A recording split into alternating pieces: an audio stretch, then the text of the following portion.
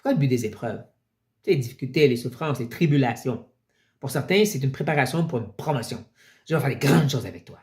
Je vais t'amener dans un grand ministère. Sauf que ça, c'est nulle part dans la Bible. En réalité, encore et encore, ce qu'on voit, c'est que Dieu fait concourir toutes ces choses pour notre plus grand bien, qui est d'être transformé à l'image de Christ. C'est ça que Paul a compris.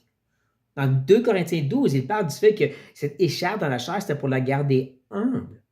Il le rend dépendant de la grâce de Dieu qui lui donne tout ce qu'il faut. Donc, comme Christ.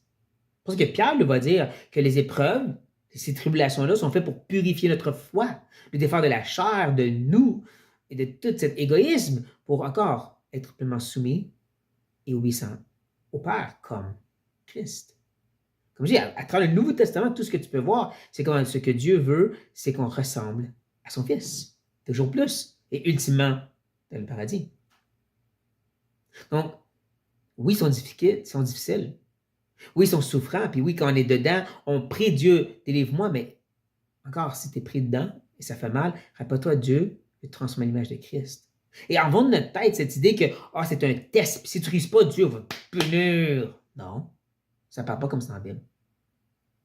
Dieu est activement et avec certitude en train de travailler ces choses pour nous façonner à Christ, même si tu ne le vois pas.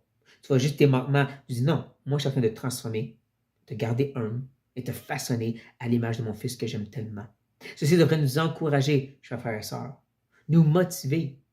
Donc oui, c'était difficile ce que vous vivez, mais soyez de bon courage. Dieu a un bon but.